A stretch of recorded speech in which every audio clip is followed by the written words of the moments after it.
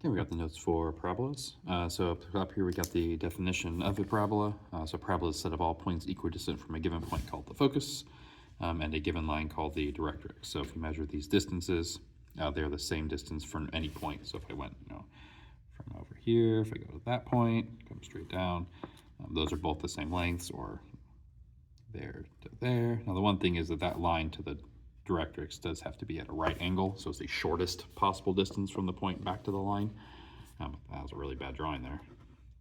So, but there you go. So all of these distances from the focus to the curve and then perpendicular to the directrix all are the same.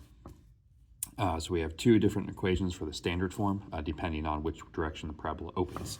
So we have a y equals equation if the parabola opens vertically because the y-axis runs up and down. We have x equals for a parabola that opens horizontally, left, right. So these values for h and k are the x and y coordinates of the vertex. So this point here, directly halfway between the focus and directrix. The value of p is the focal length, which is the distance between the vertex and the directrix. So that's this distance here is p.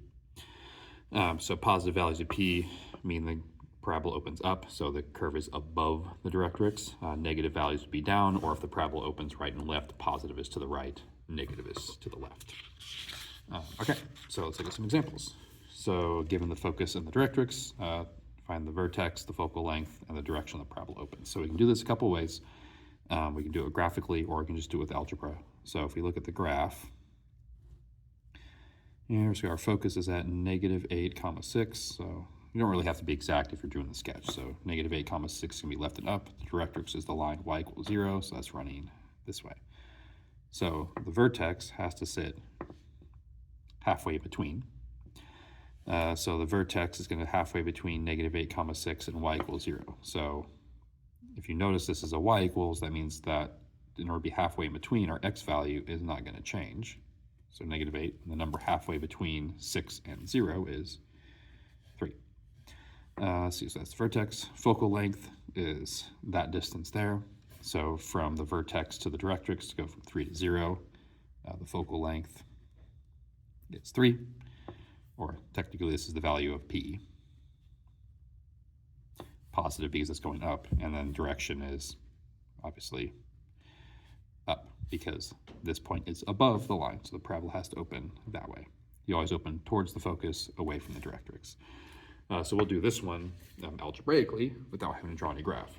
So since the vertex lies halfway between, what I want to look at is this variable. So that's an x equals, so we're going to look at this. So to find the value of the vertex, I know that the y value won't change, oops, a backwards comma, won't change because I have two x's. To find that x value, I need the number halfway in between. So to do that, add them up and divide by 2.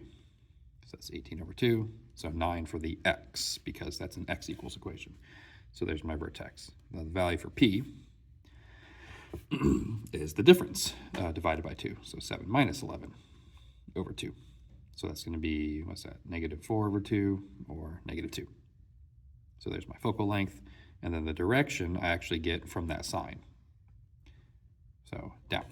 Now sometimes when you talk about the focal length, you ignore the sign here because lengths are always positive. So technically, if the question asks for specifically the focal length, I would use regular old 2.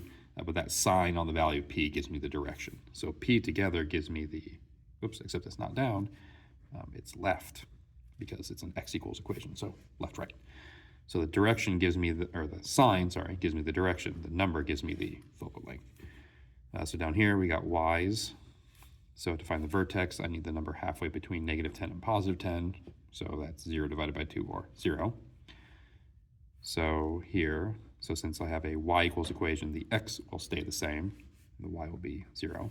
Now in some cases, the value is going to be kind of obvious. The number halfway between -10 and +10 is 0. So there's my vertex. So if I want to work out what p is, so that's the difference, -10 minus 10, divided by 2. So -10 over 20, or -10. So the focal length is going to be 10, and the direction, since it's y, it has to be up or down, is going to be down because of the negative sign on p. All right, last one here, we got x's. So -3 plus -9. The number halfway between, so that's -12 over 2 or -6.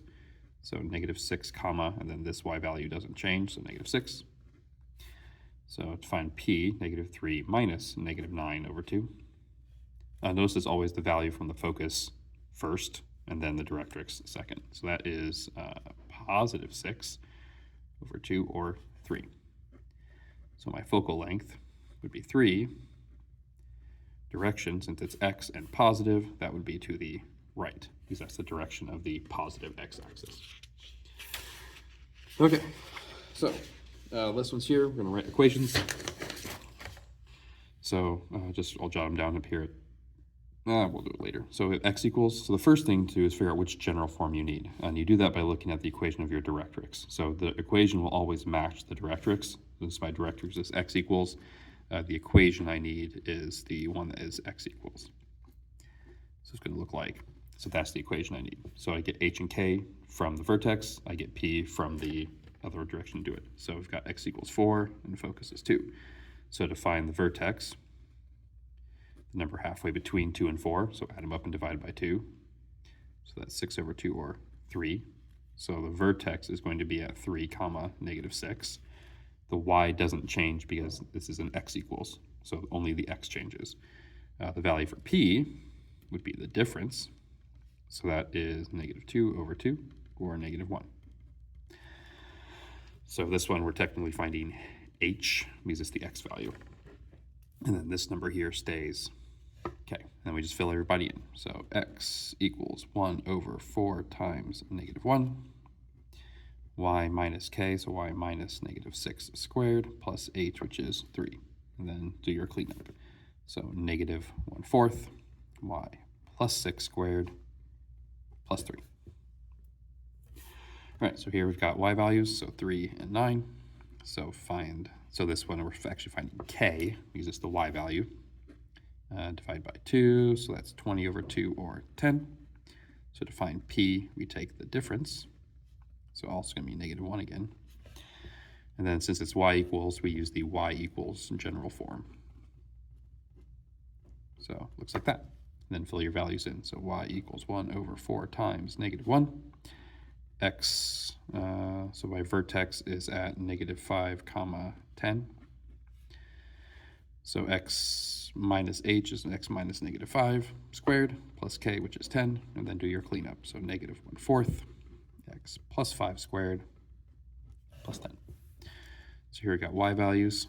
So when you come over here, we're actually finding k. So this plus that divided by 2, so that's 6 over 2, or 3. So my vertex is at -8 comma 3.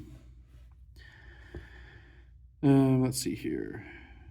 And then p would be the difference. So that is 10 over 2, or 5. Since it's y equals, we use the y equals general form. X minus h squared plus k. So y equals 1 over 4 times 5. X minus h would be -8 squared plus k, which is 3. So y equals 1/20th x plus 8 squared plus 3. All right, and our last one here. So we got another y equals. So -6. So this once again we're finding k because we're changing the y value. So -6 plus 10 divided by 2. That's 4 over 2. So k is 2. So my vertex is at -7 comma 2. For p, -6 minus 10 over 2. So that's -16 over 2, or -8. So it's y equals again, so our general form looks like this. And then fill in. So y equals 1 over 4 times 2, x minus -7 squared plus 2. So y equals 1/8 x plus 7 squared plus 2. And that brings us to the end of the section.